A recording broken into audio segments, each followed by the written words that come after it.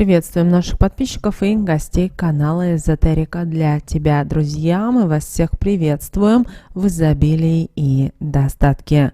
Сегодня в этом видео мы с вами уделим внимание народным приметам на 5 января. Поговорим о церковном празднике в этот день, поговорим о народном празднике, а также поговорим о том, чего можно и чего категорически нельзя делать в этот день, 5 января. Давайте, друзья, с вами далее более подробно во всем этом будем разбираться. Итак, друзья, 5 января отмечали в церковном календаре День преподобного Нефонта. Он жил в V веке. И всю свою жизнь он боролся с нечистыми духами и всегда при помощи Божьей помощи их побеждал. Дьявол искушал его пищей и вином, насылал на него безмерный сон. Однажды, когда святой пошел за водой, сбросил его в колодец. Но к молитве к Богородице Нефонт остался цел и невредим. Еще в этот день почитается еще память Феодула, который в III веке вместе с другими мучениками пострадал за веру во Христа на острове Крит. Наши пращуры имя святого переделали на Федул и зарифмовали его с глаголами «подул», «дул», создав тем самым интересную поговорку «пришел Федул, ветер подул». Приуроченная ко дню памяти святого и соотнесенная с привычными для этого времени года ветрами, поговорка стала даже народной приметой. Если на Федула ветер подул, то будет хороший урожай. Также обращаем ваше внимание, что сегодня 5 января продолжается рождественский пост. Завтра у нас также рождественский пост и крещенский сочельник. Обращаем на это ваше особое внимание. А вот в народном календаре 5 января наши предки праздновали как День Федула Зимнего, День Федула, Федулов день или Нефонт. И Федулов день также наши предки называли еще Федулом Зимним или просто Федулом. Наши предки посвящали этот день хлопотам по дому, так как заканчивались приготовления к сочельнику, который отмечают 6 января. В старину Федулов день крестьяне уделяли особое внимание домашней скотине и птицам. Хорошие хозяева старались подкормить их, давая корма побольше, чем обычно. В Федулов день полагалось наводить порядок в амбаре и в хлеву. Считалось, что таким образом можно защитить животных и птиц от нечистой силы. Также 5 января хозяйки тщательно убирали в доме и обязательно мыли полы. Воду после уборки выливали за порог и обязательно говорили такие магические слова: «Всю грязь слила, нечисть из дома изгнала». Поскольку Нефонт оберегал людей и скот от козней злых духов, сегодня его просили изгнать нечисть из дома и хлева. А также делали специальные лепешки для домашнего скота, которые спасали их от столкновений с темными силами. Пекли эти лепешки, как правило, из отрубей.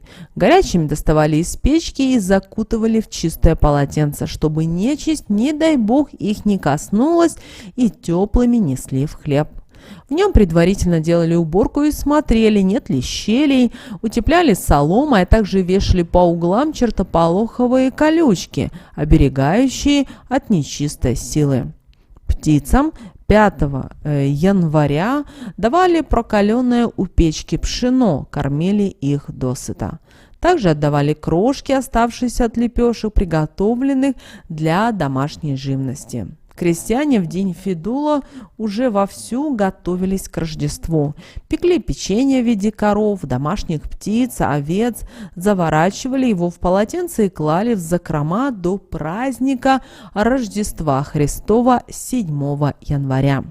Существовало в народе поверье, что 5 января нельзя было ругать и карать детей, иначе их в течение года будут недолюбливать и постоянно кричать и гонять отовсюду окружающие. Поэтому, если в Федулов день ребенок вел себя плохо, его трижды осеняли крестным знамением. Ведь была вероятность, что такое его поведение – это были именно проказы нечисти. По погоде этого дня наши предки говорили о том, каким будет ноябрь.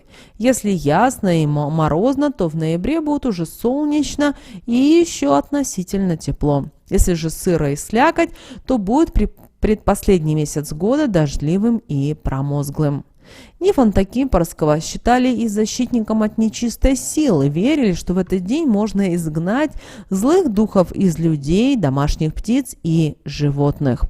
Скотине на Федула уделяли особое внимание. Было принято печь постные лепешки, которые несли в хлев, по дороге завернув в холщовое полотенце. Делали это для того, чтобы нечисть не смогла угощение облизать.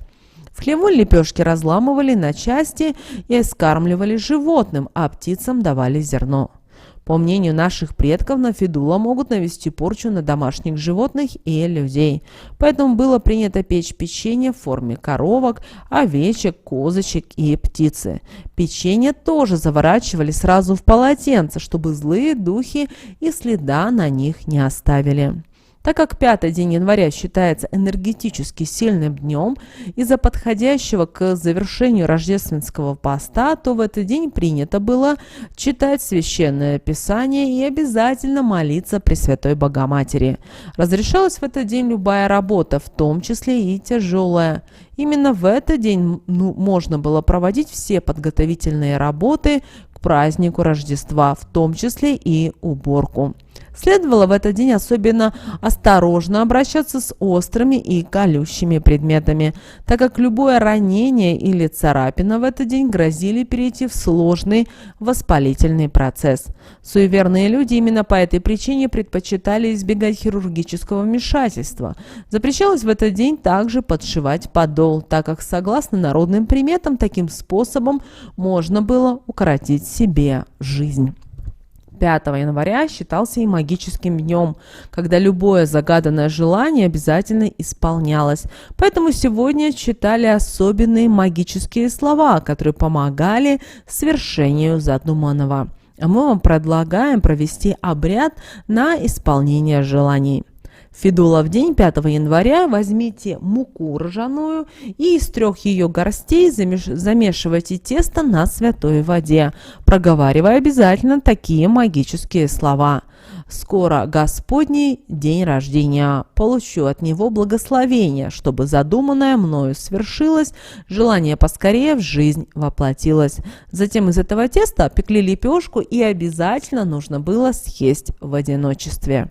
Как мы уже сказали ранее, в этот день наши предки особое внимание уделяли народным приметам, так как для наших предков очень было важно знать и понимать, что же ждет весной, летом и осенью, каким же будет урожай. Поэтому, если в этот день, 5 января, шел снег и дул сильный ветер, то это говорило о том, что июль будет холодным и дождливым. Если ветрено в этот день, то ждите хорошего урожая. Беспокойное поведение кур предвещает метель, а если лошадь храпит, это к снежной буре. На Федула принято было молиться Богородице и читать священное писание, и люди в этот день старались доделать свои уже дела к Рождеству. Также обращаем ваше внимание, ребенок, рожденный в этот день, считается, что вырастет счастливым. Особенно это касается людей, которые появились на свет после заката солнца. Родившимся в этот день нужно носить оберег, выполненный из красного или черного агата. Эти камни защищают своих владельцев от темных сил. В древности считалось, что люди, появившиеся на свет 5 января, будут отличными пастухами.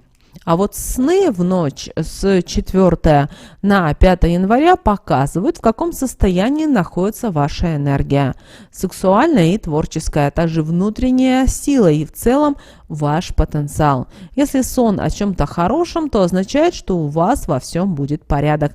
Если сон о чем-то плохом, то ищите пробоину.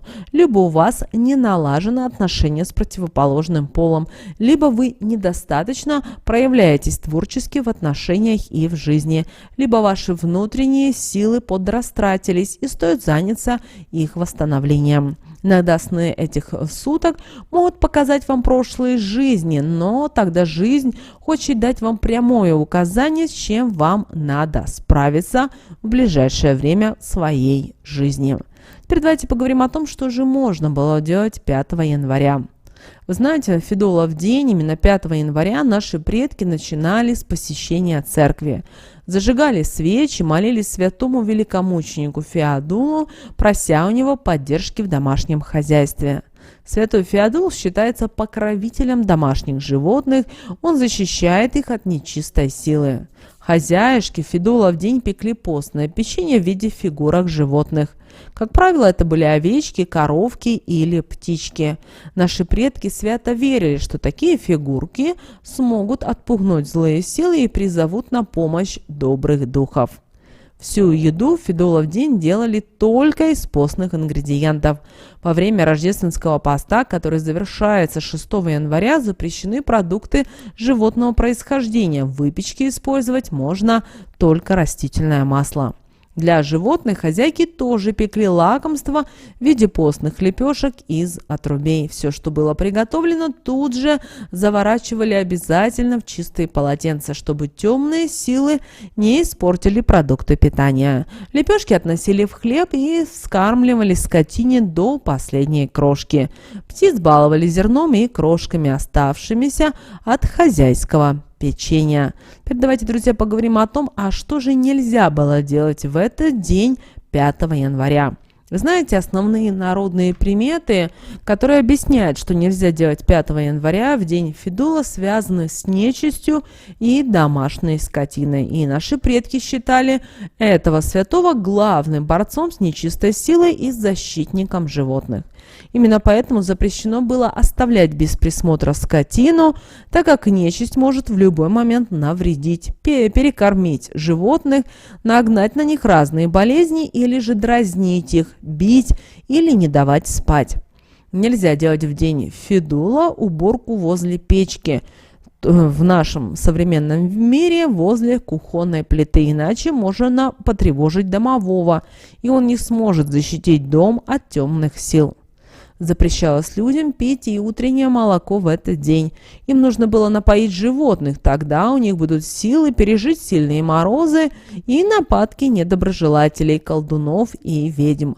Часто после угощения животных молоко оставалось, из него делали творог или сыр, чтобы его могли съесть все члены семьи. Существовал у наших предков и обычай в день Федула 5 января печь для скотины отрубные лепешки из отрубей, изгоняющие нечисть. Эти изделия нельзя было оставлять без присмотра. Их сразу же после выпекания заворачивали в полотенце и еще теплыми скармливали домашним животным. Если же это не сделать, то темные силы могут оставить на лепешках свои следы, и скотина, к сожалению, не переживет зимушку. Не разрешалось сегодня держать птицу впроголодь, иначе она до весны не доживет, нечистая сила себе заберет. Нельзя ей пользоваться острыми предметами, ножами, топорами или вилками, так как ими можно пораниться, а рана, полученная в этот день, год после не будет заживать. Нельзя в этот день и драться, так как бьющий может тяжело заболеть. Также существовал запрет и на подшивание подола. На Руси верили, что таким образом человек укорачивает свою собственную жизнь, а значит проживет меньше положенного. Запрещено в этот день рассказывать и о своем сокровенном желании, иначе оно просто-навсего никогда не исполнится. Также в этот день нельзя ходить и в несвежей одежде, поскольку к ней липнут все болезни и неприятности. А вот тому, кто ослушается данного запрета, грозит весь год провести в проблемах и в болезнях. Также в этот день нельзя ругаться, сквернословить, выяснять отношения. Ни к чему хорошему это не приведет, только к проблемам с теми, с кем вы поругались. И вообще старайтесь в этот день больше уделять внимание семье. Будьте спокойны, уравновешены. Не обращайте внимания на тех людей, которые ругаются, которые спорят или которые пытаются что-то доказать. Просто-навсего будьте лучше них. Вот такой, друзья, у нас с вами день 5 января по народным приметам и по церковному календарю. С вами, как всегда, был канал Эзотерика для тебя. Друзья, обязательно подписывайтесь на наш канал, обязательно ставьте лайк этому видео, обязательно поделитесь этим видео с теми, кого вы любите, кого вы цените, кому вы желаете мира, любви и гармонии. Ну а прямо сейчас на экране, друзья, вы видите 2 всплывающих окна. Это следующие рекомендованные видео для вас. Нажимайте на то видео, которое вам на интуитивном уровне понравилось больше, и смотрите. Всех вам мыслимых, друзья, и немыслимых благ. Услышимся с вами уже буквально в следующем видео.